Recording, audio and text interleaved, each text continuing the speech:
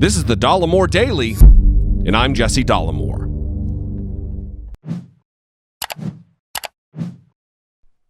Yesterday, an interview with Speaker of the House Nancy Pelosi was published by the Washington Post.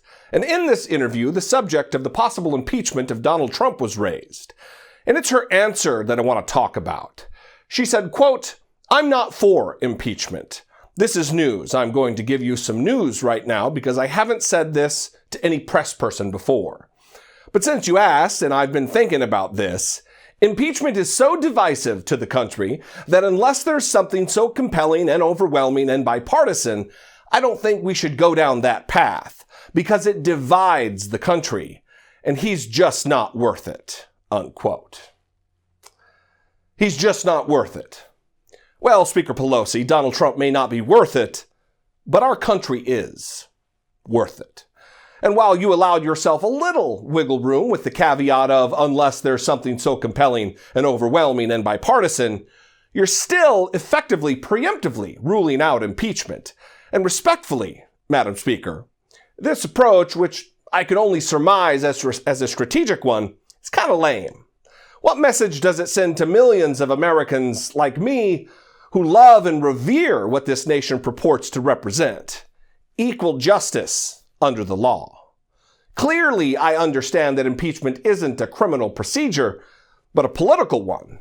But what of the countless Americans who would face repercussions for their actions on a daily basis while at their jobs? Does this mean that ultimately all you have to do to be immune from consequences is become powerful, politically or financially? And related to your worry about impeachment possibly dividing the country, come on. Surely we aren't so desensitized to the daily damage done by Donald Trump that we're to believe that impeaching and removing a clear and present danger from the Oval Office using a constitutionally designed authority would be more divisive than Donald Trump is each and every moment he holds that office. Which divides us more? Praising murderous neo-Nazis as fine people or impeachment?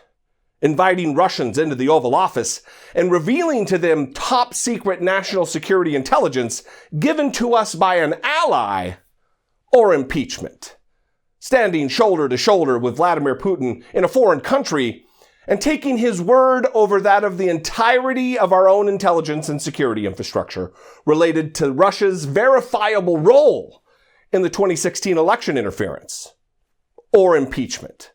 The separating, caging, and orphaning of refugee children, the covering up for brutal murder and dismemberment of a United States resident by his billionaire pal, Mohammed bin Salman of Saudi Arabia, the alienation of our NATO allies while cozying up to despots and murderous dictators across the globe, the relentless attacks on the constitutionally protected free press by labeling them the enemy of the people, putting them in physical risk by his own rabid supporters, the stoking of confidence in white supremacists all over the country, emboldening them to mail bombs to journalists, to storm synagogues with assault weapons, to act violently on their hate and bigotry, the abandonment of storm-ravaged Puerto Rico and its people, leaving thousands to needlessly die, the facilitating of continued rampant, unethical, corrupt, self-dealing behavior from he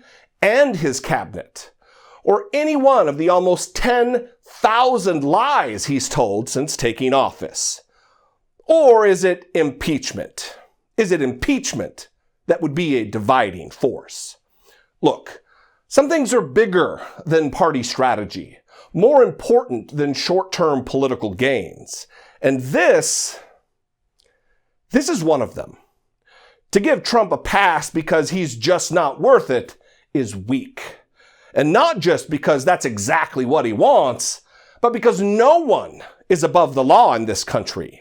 And we should just expect more from those who have the distinct privilege and honor of holding high political offices, especially the office of President of the United States.